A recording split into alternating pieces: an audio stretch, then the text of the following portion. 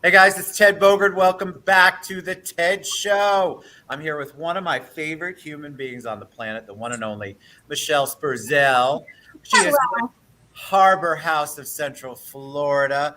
We're going to talk about domestic violence awareness month, Purple Door Luncheon, their 100-mile challenge, Yeah. Halloween decorations, Christmas decorations, so much amazing things that Michelle and her team do in our community. Welcome back, Michelle. How you doing today? I'm fantastic. And it's just even better because I'm spending time with one of my favorite people. So, I hello, love Ted. spending time with you. I think your energy is just so needed in this community, and especially in the domestic violence arena. It is it's an epidemic, and we are happy that we have such a powerful team in Central Florida to help at least assuage some of that. Yeah. When you talk about powerful team, it's not just Harbor House. I mean, it's law enforcement. So it's Sheriff Mina, it's Chief Smith. It's going to be also Chief McKinley up here in Apopka. It's going to be the state attorney's office, the clerk of court. There's so many people who work really hard, all of the different judges, all the different people who work together to make sure that we're able to help survivors. And you do so much. So let's talk about that. Tell them a little bit about you, and then let's talk about Harbor House and the services that Harbor House provides. So for Harbor House, we are the certified domestic violence center that's right here in Orange County. And so when people think about a domestic violence center, they think about an emergency shelter. We absolutely have an emergency shelter. It's 120 beds, and we are actually expanding it. And so in a few weeks, we're going to be talking more about that. We also have our emergency hotline. And so that's where someone can call to receive services over the phone. It's all 24/7, anonymous. We have certified advocates that are there to be able to answer questions for people, not just someone who's seeking services, but someone who might be worried about someone that their friend, their family member, their brother, sister, mother, whatever, can call and be able to help find out more about what is domestic violence. Is this person in need? Am I a survivor of domestic violence? How do I help navigate it? And then we also have a lot of different offices out in the community. I want to highlight we have an injunction for protection program where we have attorneys that will help individuals file injunctions. So, say for instance, you call our emergency crisis line and you say, I want to file an injunction. That advocate can make an immediate referral to one of our attorneys for them to be able to reach out and help you give legal advice when it comes to the injunction, and then also possibly represent you. We also have advocates that are at the courthouse. And so, like I said, the clerk of court is a big partner. And those advocates will work specifically with individuals to help them file the injunctions. They will go to court with them as well. So that's another great program that we have. And then we also have advocates that are located to help with peer support. We do support groups. We help with safety planning. So a lot of different things as far as crisis intervention. And then the other side of our house would be our prevention work, where we're out in the community. We're in the local middle schools and high schools. We're working with teen court, and we're really working with kids that have experienced domestic or violence and violence in their home. Or we're working with kids to help them so that they don't ever experience a domestic violence relationship. So that they understand prevention, knowing what a healthy relationship is, understanding healthy boundaries, setting boundaries, reestablishing all of those. And so those are the different things that we do. It's a lot, It's a but lot. the thing is that there's a need. Talk about domestic violence and the stats a little bit locally. Have you seen a spike? We've talked several times since the height of COVID. What have you seen in 2023? So I would have to say we are the busiest that we've been since I've been here at a Harbor House, and I've been here for 7 years. That's one reason why we're looking at expanding our emergency shelter to be able to provide more housing, and that's a really big need, is just housing, specifically in our local community.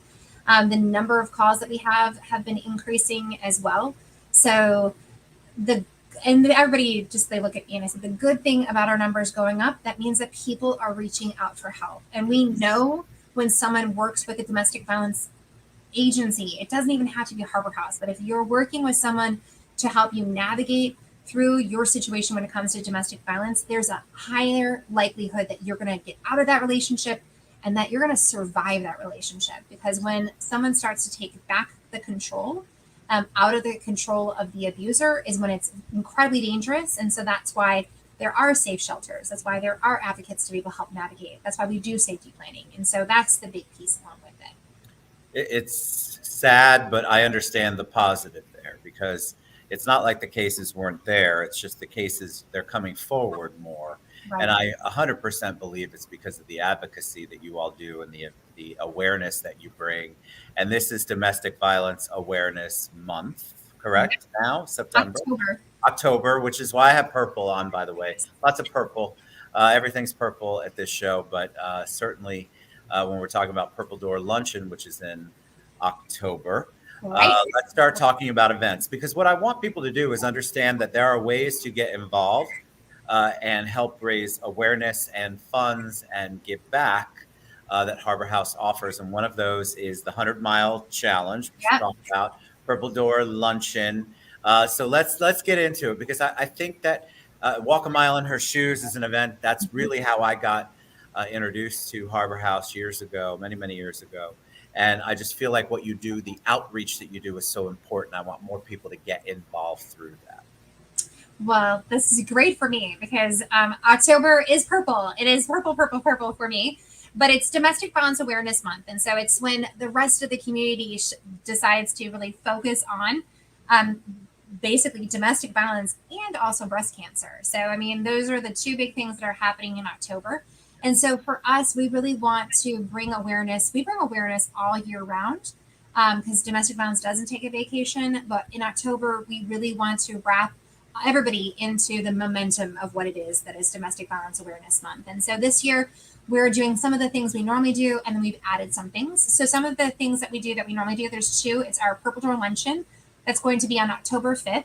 It is our largest fundraising event. People can come to it in order to be a part of it, or they can also they can contribute online. We have an online auction that people can really see if they want to participate in that way.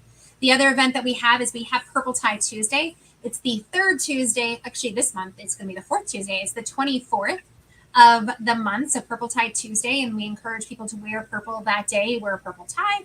So those are the two things that we normally do.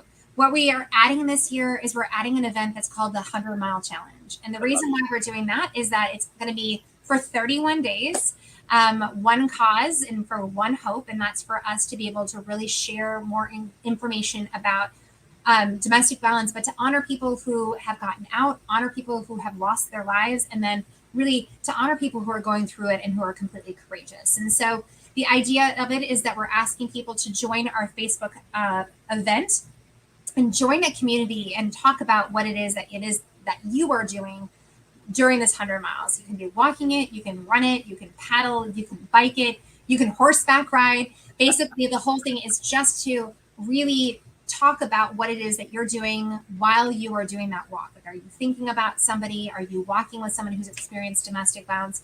And to share the stories of why people find this cause. Is it because you were experiencing it as a young child? Is it because you are an adult and you got through it? Is it because you have a sister that you're worried about? Is it because you lost a really good friend to it? So that's what also the community is that we're going to be building. And with the 100-mile challenge, we're doing 5 meetup groups. And they're going to just be like 3-mile walks, very, very easy in the 4 corners of where it is that we serve here in Orange County. So we're going to be doing one in Apaka, one in Winter Garden, one in Lake Nona, one in Winter Park, and then we're going to be doing one downtown as well. And that's also just for us to meet more people who are interested in that physical challenge that goes along with it, but interested in the camaraderie. And so, again, we are doing it as a fundraiser as well. For the first 50 people that raise $100, they're going to get a I Conquered the Challenge shirt. And so you can see that on our Facebook page. But that's another thing we're doing. But it's really about raising awareness and, again, building that community so people can share stories. And because the storytelling and survivors telling their stories is so important, so people know that they're not alone. Agreed. And how do people sign up for that? And so if you go to Facebook and you go to our page, there's going to be a link to it there and all the directions as far as the 100-mile challenge event. I love it. I think we've talked about this. I share it all the time. As a childhood domestic violence survivor, and a child abuse survivor. I think that anytime we can bring awareness and talk about it and humanize it and put a face to it, because it's not just the stuff you see on the TV shows.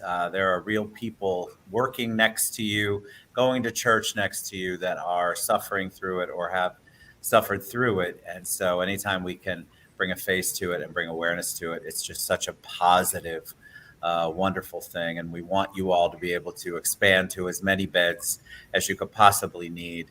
But in reality, a lot of times this actually gets it open for a lot of people. It might be the first time they've ever admitted that they have a family member or themselves or someone they know has gone through it. And so I love this challenge. So I love that you can go to their Facebook page, which we will have in the comments below, and you can just click that link. That is new, and I'm pretty excited about that. I might take me 7 years to walk 100 miles or whatever it is, but I am committed to it, and I think it's a beautiful movement. Talk about Purple Door Luncheon.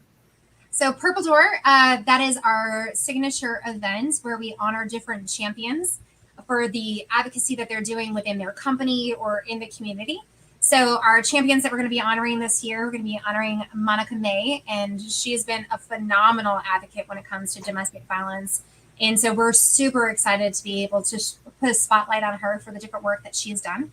We're also going to be honoring Westgate and Westgate Foundation. Westgate was actually one of the first companies here in Central Florida that added a domestic violence policy to their employee handbook, both for survivors and also to hold abusers accountable. And so they have a really big program when it comes to domestic violence and how they help a lot of their team members who are experiencing domestic violence through their foundation. So they are just a model company when it comes to a lot of things that are happening. And the other champion that we are honoring is totally lost my mind, the last person. I thought that was just an admission. I think we've all lost our minds. So we are doing Westgate. Oh my goodness. Who else is it? Oh my gosh. It'll come to me when we're talking about something else. As Absolutely. But this one is specifically for oh my gosh, Orlando Magic. There you go. It's Orlando Magic and Orlando Magic Youth Foundation. So there you go. I got there. That's beautiful. Super excited because they have done so much work for our youth program. So that's where I got there. We are really focusing this year on the youth that come through our gates and utilize a lot of our services right here on campus. And so when we're talking about Purple Door this year, it's really focused on the kids, because a lot of times when people think about domestic violence, they only think about the two adults in there, that relationship. They don't think about how it impacts the kids. And so that's what our focus is going to be. And our speaker this year is actually an amazing, amazing young man who has been utilizing our Camp Hope program. And so he's going to be the one talking about his experience here at Harbor House and the different things that he's been doing and that the journey that he's on. So I'm really excited about that. He's the youth focused. And we love Orlando Magic has been so great with the youth program specifically. Bo came out here, I want to say several months ago, and he did a lot of work. I love Bo Outlaw. How can you not love Bo Outlaw? Oh my gosh, she's so great. And then also we have a whole nother one thing that we've been able to do with just really thinking through, people stay on our campus for 12 weeks in the emergency shelter. And then we also have our extended stay here where someone might live for a year. And so what we really looked about, and it's all behind our walls. And so it's a very safe area. But at the same point in time, we wanted to create activities for people to do where they felt safe. And so we added a meditation garden in the back part of our shelter. We also have a couple different park areas that have portraits, and we've had artists come in and do kind of like graffiti, like artwork on the wall, and there's picnic tables over there. But the Orlando Magic Youth Foundation, they added an outdoor exercise area for us. And that has been super amazing just to watch people, because everybody heals in different ways. And so, some people heal by being active. Some people heal by just being quiet. And so to create those different spaces here on our campus for our adults and kids has been really, really cool. Another thing that we added is we recently added equine therapy, because people, again, heal in different ways. And so we have a Crossroads Corral that we've been working with, and we have survivors that are going there in order to do therapy with the horses as well. So that's the other part, is just being aware that we are able to provide awareness and also a healing space for people who are experiencing domestic violence. And we only do it because of the amazing network we have here in Central Florida through people like Westgate and Orlando Magic and Monica May and UTED, but also the awareness. And that's why I'm excited about Domestic Violence Awareness Month, because it gives us the chance to really highlight all the partners that we have, all the things that we're doing, and get more people engaged in the amazing work that's happening here. Amazing work. And then one last thing that we don't want to forget about is some donations. You talked about some donations that are unique. We haven't talked about those before. So, I love this, since we are focusing on kids. Yes. And so talk about the donations, because I wouldn't have thought of that. And everybody donates in their own way and gives back in their own way. And I guarantee you somebody's going to be watching this and go, I know exactly what to give them. Right. So last year, we always donate the inside of the shelter. We always decorate the inside of the emergency shelter for Christmas. And so that was no difference last year. We ended up getting an amazing 12-foot Christmas tree that we were able to put in the emergency shelter, and it was phenomenal. But what we realized is that until someone donated a bunch of inflatables to us, and so we have these giant Mr. and Mrs. Claus donated to us, we've never decorated the outside of the shelter. And again, I'm talking about the fact that we want to have more of a neighborhood, a safe neighborhood feel. So to decorate parts of the outside of the shelter, to me, I was like, why didn't we ever think about this before? So all of a sudden we started putting wreaths on the different doors. We ended up having Mr. and Mrs. Claus out there. But as people are starting to go through all their different things, and if you think about the fact that, like, hey, I want to do a refresh and I have some cool inflatables, like, think about us, because it's going to be for the kids. We do have a 9-acre campus. We have areas that we could put little tiny pop-ups, and that we could really have it be more of a holiday feel. The other thing is that we are going to be decorating for trunk or treat. We're still looking for costumes to be donated for the kiddos. And then also a lot of people are doing more for decorating for Halloween. So, we do have a giant inflatable Mickey candy corn that we're going to be putting out there for the kids for the month. So those are the other things, is like, if you can think of ways that you have things to donate to us in order to make it more of a neighborhood, that'd be fantastic. Otherwise, getting engaged, as Ted mentioned, October's Domestic Violence Awareness Month.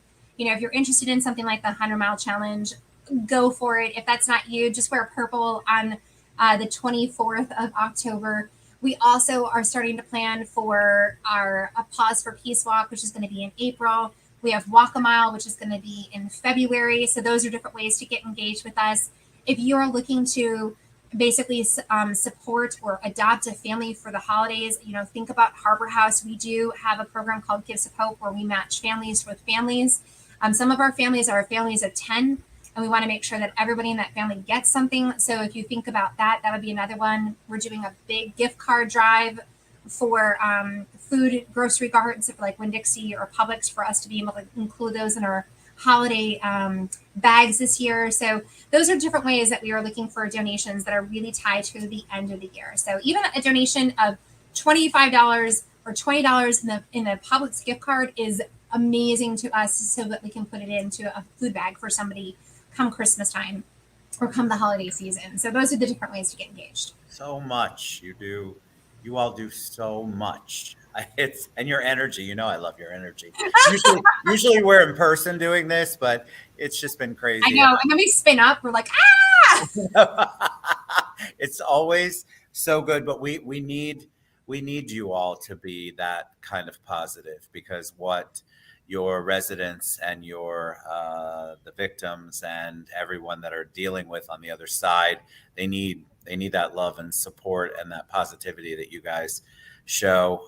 So what's the best way they can reach you or reach out and get involved? Is it the Facebook page? Is it the website? All of the above? All of the above. And so, definitely, if you want to get involved right away, you can always reach out to Harbor House at contact@harborhousefl.com. You can always go to our Facebook page, send an instant message. You can find us on X. I still have a hard time saying that, but yes, X.